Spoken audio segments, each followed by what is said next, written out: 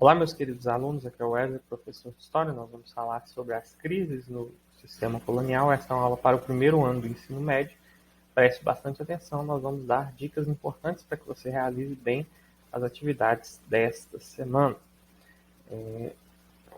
Eu peço que você se inscreva no canal. É a primeira vez que eu produzo alguma coisa para o ensino médio, especificamente.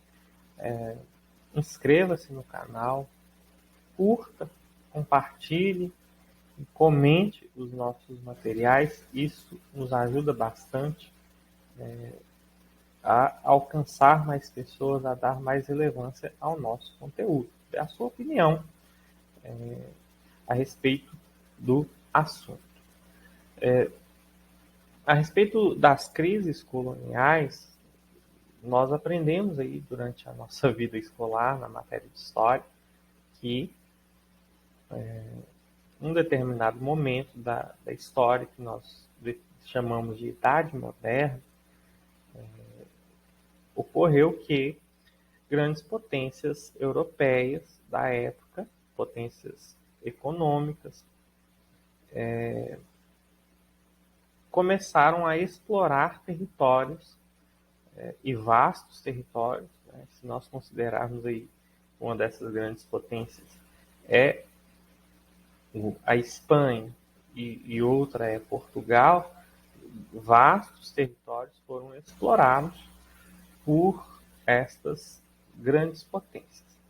E aí nós incluímos também os ingleses, também franceses, que foram para a América para explorar alguma terra naquele contexto, né, que seguiu do processo das grandes navegações. O que acontece? No século XVIII, esse sistema ele começa a entrar em colapso, ele começa a entrar em crise. E isso se dá muito em conta do pensamento da época. Né? Então, o que acontece? Portugal e Espanha, por exemplo, eles impunham um monopólio comercial sobre as colônias americanas e aí elas não podiam fazer comércio com qualquer outra nação, a não ser a própria coroa de seus respectivos reis aí. Okay? Então não havia uma liberdade comercial aí para que as pessoas pudessem conseguir alcançar vamos dizer, outros mercados. E isso ia de encontro aos interesses também industriais dos ingleses, que desejavam vender seus produtos diretamente nos mercados consumidores. Isso prejudicava, né, e isso também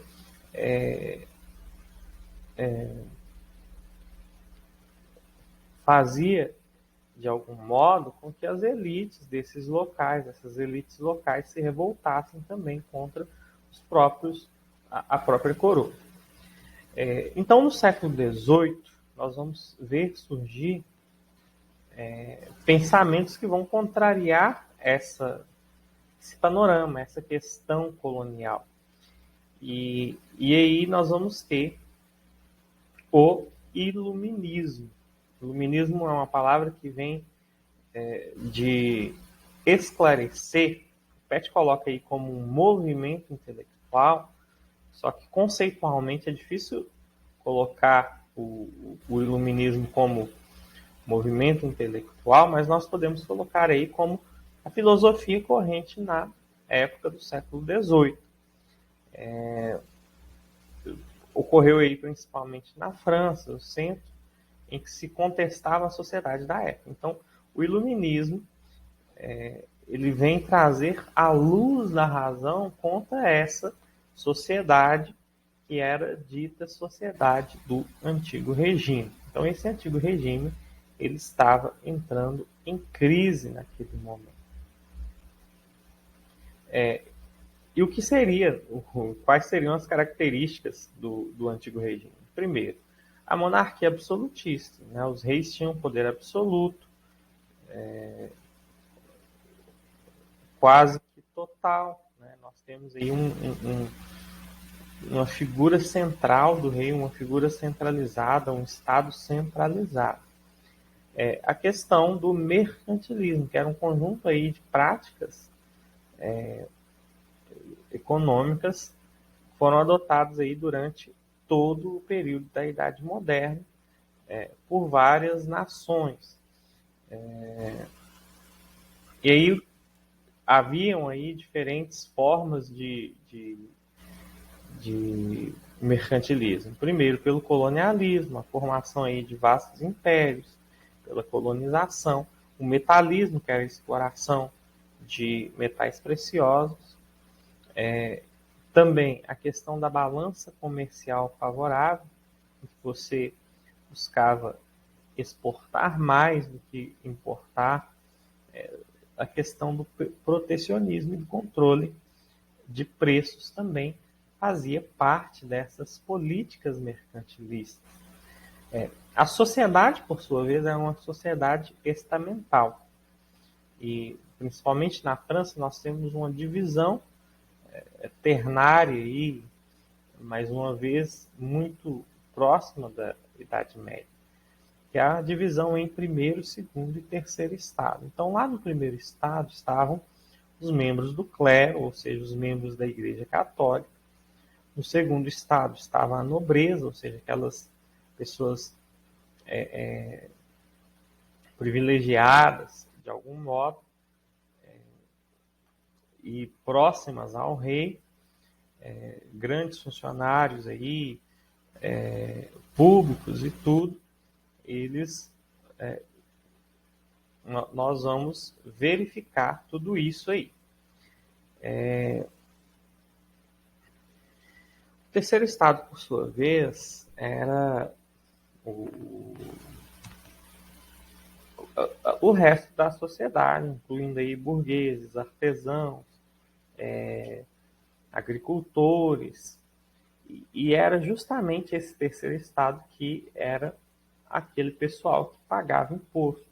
O primeiro e segundo estado, eles estavam isentos de impostos e gozavam aí de muitos benefícios, de muitos privilégios.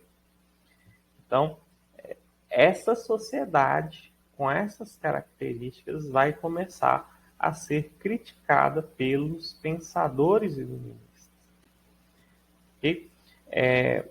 Já no século XVII, nós vamos ter um pensador aí que se chamava John Locke. Segundo o próprio Pet, ele viveu aí mais de 100 anos. Só que, na verdade, ele viveu no século XVII. Né?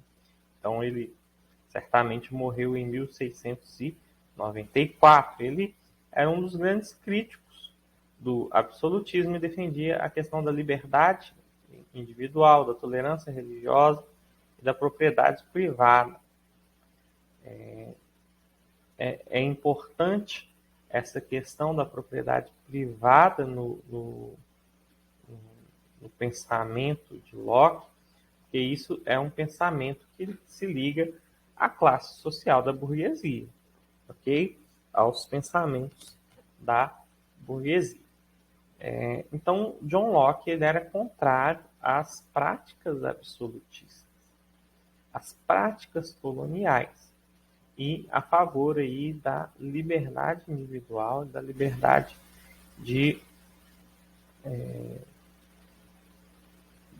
da liberdade religiosa, do direito à propriedade privada. Okay? Um outro pensador que nós vamos ter será o Adam Smith. Ele que pensará o liberalismo econômico.